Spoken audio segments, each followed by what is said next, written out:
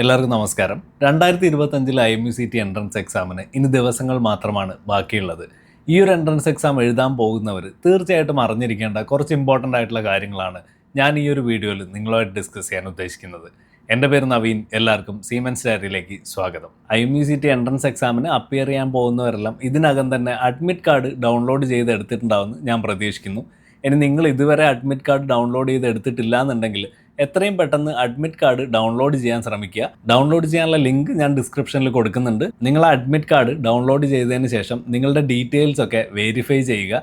എന്തെങ്കിലും spelling mistake ആണെങ്കിൽ കൂടി എന്തെങ്കിലും മിസ്റ്റേക്സ് ഉണ്ടെങ്കിൽ എത്രയും പെട്ടെന്ന് തന്നെ ഇന്ത്യൻ മാരിടൈം യൂണിവേഴ്സിറ്റീനെ നിങ്ങൾക്ക് കോൺടാക്റ്റ് ചെയ്യാൻ പറ്റുന്നതാണ്. കോൺടാക്റ്റ് ചെയ്യാനുള്ള ലിങ്ക് ഞാൻ ഡിസ്ക്രിപ്ഷനിൽ കൊടുക്കുന്നുണ്ട്. അതേപോലെ തന്നെ അഡ്മിറ്റ് കാർഡിൻ്റെ താഴെ കാൻഡിഡേറ്റ്സിനുള്ള ഇൻസ്ട്രക്ഷൻസ് ഒക്കെ ക്ലിയർ ആയിട്ട് മെൻഷൻ ചെയ്തിട്ടുണ്ട്. ഈ ഒരു വീഡിയോയിൽ കുറച്ച് ഇമ്പോർട്ടൻ്റ് ആയിട്ടുള്ള ഇൻസ്ട്രക്ഷൻസിനെ കുറിച്ച് മാത്രമാണ് ഞാൻ സംസാരിക്കുന്നത്. നിങ്ങളെല്ലാവരും തന്നെ ആ ഇൻസ്ട്രക്ഷൻസ് മുഴുവനായിട്ട് വായിച്ച് മനസ്സിലാക്കാൻ ശ്രമിക്കുക എന്നാണ് എനിക്ക് പറയാനുള്ളത്.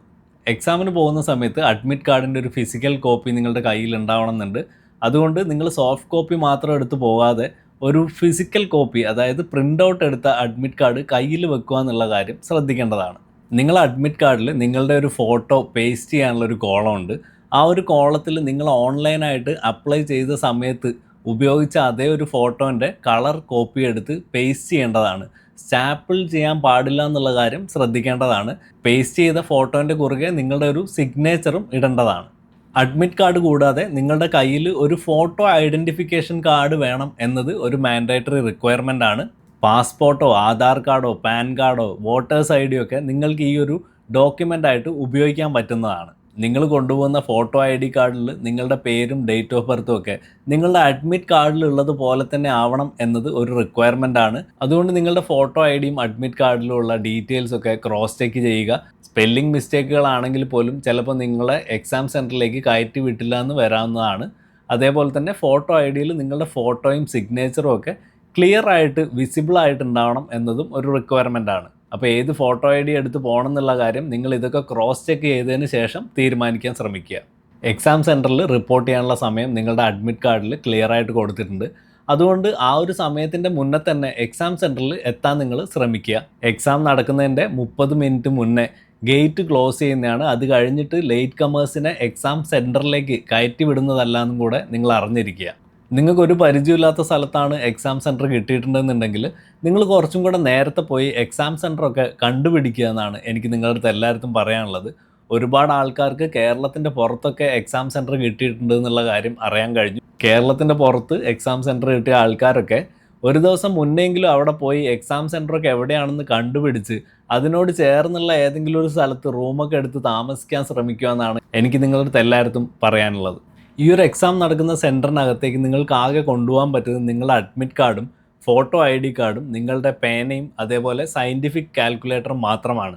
അതുകൊണ്ട് ബാക്കിയുള്ള സാധനങ്ങളൊക്കെ നിങ്ങൾക്ക് സേഫായിട്ട് വെക്കാനൊരു സ്ഥലം കിട്ടണം എന്നുള്ളതിന് യാതൊരു ഗ്യാരണ്ടിയും ഇല്ല. അതുകൊണ്ട് നിങ്ങൾ ഈ ഒരു എൻട്രൻസ് എക്സാമിന് ഒറ്റയ്ക്ക് പോകാനുള്ള പ്ലാൻ ആണെങ്കിൽ നിങ്ങളുടെ പേഴ്സും ഫോണും ഒക്കെ എവിടെയാണ് സേഫായിട്ട് സൂക്ഷിക്കാൻ പറ്റുക എന്നുള്ള കാര്യത്തിനെക്കുറിച്ച് ഒരു ഐഡിയയും ഇല്ല. അതുകൊണ്ട് പറ്റുവാണെങ്കിൽ കൂടെ ഒരാളെ കൂടെ കൂട്ടുന്നത് നല്ലതായിരിക്കും എന്നാണ് എൻ്റെ അഭിപ്രായം. എക്സാം സെൻറ്ററിൻ്റെ അകത്തേക്ക് ഒരു തരത്തിലുള്ള ഇലക്ട്രോണിക് ഗാഡ്ജറ്റ്സും അലൗഡ് അല്ല എന്നുള്ള കാര്യം നിങ്ങൾ മനസ്സിലാക്കുക. അതേപോലെ തന്നെ ടെക്സ്റ്റ് ബുക്കുകളും നോട്ട് ബുക്കുകളൊന്നും നിങ്ങൾക്ക് എടുത്തിട്ട് പോകാൻ പറ്റുന്നതല്ല. കാൻഡിഡേറ്റ്സിനുള്ള ഇൻസ്ട്രക്ഷൻസിൽ നിങ്ങൾ ഒരു തരത്തിലുള്ള ജ്വല്ലറിയും ഉപയോഗിക്കരുതെന്നും അതേപോലെ തന്നെ ഒരു തരത്തിലുള്ള വാച്ചും നിങ്ങൾക്ക് ഈ ഒരു എക്സാം സെൻറ്ററിൻ്റെ ഉള്ളിലേക്ക് കൊണ്ടുപോകാൻ പറ്റില്ല എന്നുള്ള കാര്യം ക്ലിയർ ആയിട്ട് മെൻഷൻ ചെയ്തിട്ടുണ്ട്. അതുകൊണ്ട് വാച്ചും ജ്വല്ലറിയും ഒക്കെ എല്ലാവരും അഴിച്ചു വെച്ചിട്ട് പോകുന്നതായിരിക്കും നല്ലതെന്നാണ് എനിക്ക് പറയാനുള്ളത്. IMUCT കമ്പ്യൂട്ടർ ബേസ്ഡ് ആയിട്ട് നടത്തുന്ന ഒരു എൻട്രൻസ് എക്സാമിനേഷനാണ്. ഈ ഒരു എക്സാമിന് നിങ്ങൾ കയറി കഴിഞ്ഞാൽ നിങ്ങൾക്ക് എക്സാമിൻ്റെ ഡ്യൂറേഷൻ കഴിയാതെ എക്സാം സെല്ലിൻ്റെ പുറത്ത് വരാൻ പറ്റില്ല എന്നുള്ള കാര്യം കൂടെ നിങ്ങൾ ഓർത്ത് വെക്കേണ്ടതാണ്. നിങ്ങൾ എക്സാം എഴുതുന്ന റൂം CCTV വഴി മോണിറ്റർ ചെയ്യപ്പെടുന്നുണ്ട് എന്നുള്ള കാര്യം നിങ്ങൾ മനസ്സിലാക്കുക. അതുകൊണ്ട് ഒരു തരത്തിലുള്ള മാൽ പ്രാക്ടീസിനും ശ്രമിക്കാതിരിക്കുക എന്നാണ് എനിക്ക് നിങ്ങളുടെ അടുത്ത് എല്ലായിടത്തും പറയാനുള്ളത്. 3 മണിക്കൂർ സമയത്തിൽ 200 മൾട്ടിപ്പിൾ ചോയ്സ് ക്വസ്റ്റ്യൻസ് ആണ് IMUCT എൻട്രൻസ് എക്സാമിന് നിങ്ങൾക്ക് അറ്റൻഡ് ചെയ്യേണ്ടതായിട്ട് വരുന്നത്.